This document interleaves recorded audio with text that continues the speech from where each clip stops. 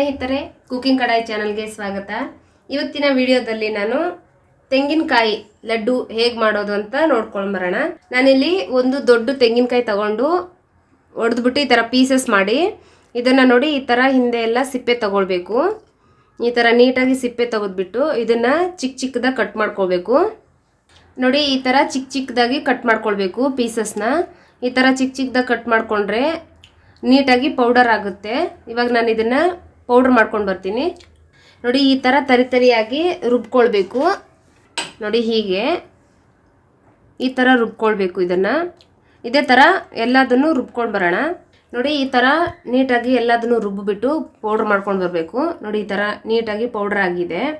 ಇವಾಗ ನಾವು ಇದನ್ನು ಸೈಡಲ್ಲಿಟ್ಟು ಇಲ್ಲಿ ಪಾಕ ರೆಡಿ ಮಾಡ್ಕೊಳ್ಳೋಣ. ನಾನಿಲ್ಲಿ ಅರ್ಧ ಕಪ್ಗಿನ ಸ್ವಲ್ಪ ಕಡಿಮೆನೇ ಬೆಲ್ಲ ಹಾಕ್ಕೊಳ್ತಾ ಇದ್ದೀನಿ. ನಾನಿಲ್ಲಿ ಸಕ್ಕರೆ ಯೂಸ್ ಮಾಡ್ತಾ ಇಲ್ಲ. ಆಮೇಲೆ ಸ್ವಲ್ಪ ನೀರೇನು ಜಾಸ್ತಿ ಹಾಕೋದು ಬೇಡ, ಸ್ವಲ್ಪ ನೀರು ಹಾಕ್ಕೊಳ್ಬೇಕು.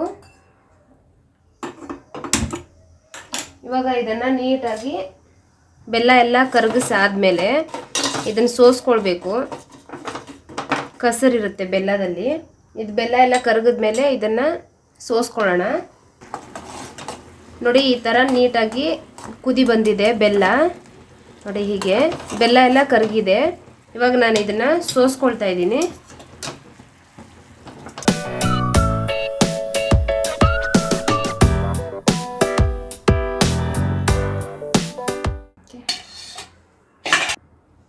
ನೋಡಿ ಇವಾಗ ಪಾಕ ರೆಡಿಯಾಗಿದೆ. ಇದನ್ನು ನಾವು ಸೈಡಲ್ಲಿ ಇಟ್ಕೊಳ್ಳೋಣ.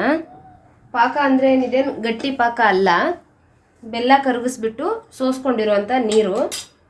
ಸ್ವಲ್ಪ ಲೈಟಾಗಿ ಪಾಕ ಬರಬೇಕು. ನಾನಿಲ್ಲಿ ರುಬ್ಬಿಟ್ಕೊಂಡಿರೋಂಥ ಕೊಬ್ಬರಿ ಹಾಕ್ಕೊಳ್ತಾ ಇದ್ದೀನಿ. ಇಲ್ಲಿ ತುಪ್ಪ ಕಾದಿದೆ, ಸ್ವಲ್ಪ ಲೈಟಾಗಿ ಕಾಯಬೇಕು. ತುಪ್ಪ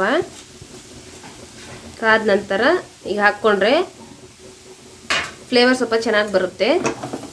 ನೋಡಿ ಇವಾಗ ನೀಟಾಗಿ ಇದನ್ನು ಹುರ್ಕೊಳ್ತಾ ಇದ್ದೀನಿ ನಾನು ತುಪ್ಪದಲ್ಲಿ. ಇದನ್ನು ಮೀಡಿಯಮಲ್ಲಿ ಇಟ್ಬಿಟ್ಟು ಹುರ್ಕೊಳ್ಬೇಕು. ಕೆಳಗಡೆ ಜಾಸ್ತಿ ಉರಿ ಇಡಬಾರ್ದು. ನೋಡಿ ಹೀಗೆ ನೀಟಾಗಿ ನಾವು ಇದನ್ನು ಹುರ್ಕೊಳ್ಳೋಣ ತುಪ್ಪದಲ್ಲಿ. ನಾವು ಆಚೆಯಿಂದ ತಂದು ತಿನ್ನೋಕಿನ ಈ ಥರ ನಾವು ಮನೆಯಲ್ಲೇ ಮಾಡ್ಕೊಳ್ಬೋದು. ಮನೇಲಿ ಮಾಡೋ ರುಚಿನೇ ಬೇರೆ. ನೋಡಿ ಇವಾಗ ಸ್ಮೆಲ್ ಬರ್ತಾ ಇದೆ. ತುಪ್ಪ ಮತ್ತು ಕೊಬ್ಬರಿ ಹುರಿತಾ ಇದ್ದೀವಲ್ಲ, ಅದು ಸ್ಮೆಲ್ ಬರ್ತಾ ಇದೆ. ನೀವು ನೋಡ್ತಾ ಇರ್ಬೋದು. ನೋಡಿ ಕಲರ್ ಚೇಂಜ್ ಆಗ್ತಾ ಇದೆ. ನೋಡಿ ಹೀಗೆ ನೋಡಿ ಈ ಥರ ಕಲರ್ ಚೇಂಜ್ ಆಗ್ತಾ ಇದೆ. ಹೀಗೆ ನೀಟಾಗಿ ಮೀಡಿಯಮಲ್ಲಿ ಇಟ್ಬಿಟ್ಟು ನಾವು ಮಿಕ್ಸ್ ಮಾಡ್ಕೊಳ್ಬೇಕು. ನೋಡಿ ಈ ಥರ ನೀಟಾಗಿ ನಾನು ರೋಸ್ಟ್ ಮಾಡ್ಕೊಂಡಿದ್ದೀನಿ ತುಪ್ಪದಲ್ಲಿ. ಇಲ್ಲಿ ನಾನಿಲ್ಲಿ 1 ಕಪ್ಪು ಹಾಲು ತಗೊಳ್ತಾ ಇದ್ದೀನಿ. ಇದಕ್ಕೆ ಹಾಲು ಹಾಕ್ಬಿಟ್ಟು ನಾವಿಲ್ಲಿ ನೀಟಾಗಿ ಮಿಕ್ಸ್ ಮಾಡ್ಕೊಳ್ಬೇಕು. ಹೀಗೆ ಹಾಲಲ್ಲೂ ಸಹ ಸ್ವಲ್ಪ ಹೊತ್ತು ಈ ಥರ ಮಿಕ್ಸ್ ಮಾಡಿಕೊಂಡು ಬೇಯಿಸ್ಕೊಳ್ಬೇಕು ಕೊಬ್ಬರಿನ.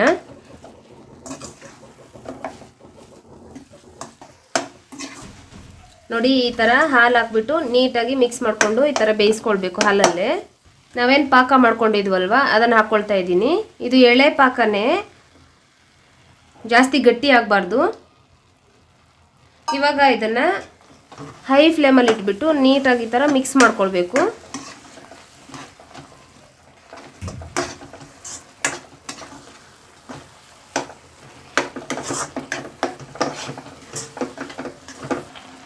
ಇದಕ್ಕೇನೆ ನಾನಿಲ್ಲಿ 1 ಸ್ಪೂನಷ್ಟು ಗಸಗಸೆ ಹಾಕ್ಕೊಳ್ತಾ ಇದ್ದೀನಿ. ಇದು ತಿನ್ನಬೇಕಾದ್ರೆ ಚೆನ್ನಾಗಿರುತ್ತೆ ಟೇಸ್ಟು. ಬೇಕಾದರೆ ಜಾಸ್ತಿ ಹಾಕ್ಕೊಳ್ಬೋದು. ಗಸಗಸೆ ಹಾಕೋದ್ರಿಂದ ಟೇಸ್ಟ್ ಚೆನ್ನಾಗಿ ಬರುತ್ತೆ, ಫ್ಲೇವರು.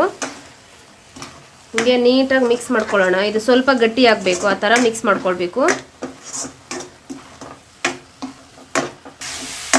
ನೋಡಿ ಈ ಥರ ಆಗಿದೆ. ಇದರಲ್ಲಿ ಇವಾಗ ಹಾಲೆಲ್ಲ ಹಿಂಗೋಗಿದೆ. ಇವಾಗ ಇನ್ನೂ ಸ್ವಲ್ಪ ಫ್ರೈ ಮಾಡ್ಕೊಳ್ಬೇಕು ಇದನ್ನು, ಎಣ್ಣೆ ಬಿಡೋ ಥರ. ಇದಕ್ಕೆ ನಾನಿಲ್ಲಿ 1 ಸ್ಪೂನು ಏಲಕ್ಕಿ ಪೌಡ್ರ್ ಹಾಕ್ಕೊಳ್ತಾ ಇದ್ದೀನಿ. ಒಳ್ಳೆ ಫ್ಲೇವರ್ ಇರುತ್ತೆ ಏಲಕ್ಕಿ ಪೌಡ್ರಿಂದ. ಇವಾಗ ಇದನ್ನು ನೀಟಾಗಿ ಮಿಕ್ಸ್ ಮಾಡ್ಕೊಳ್ಬೇಕು.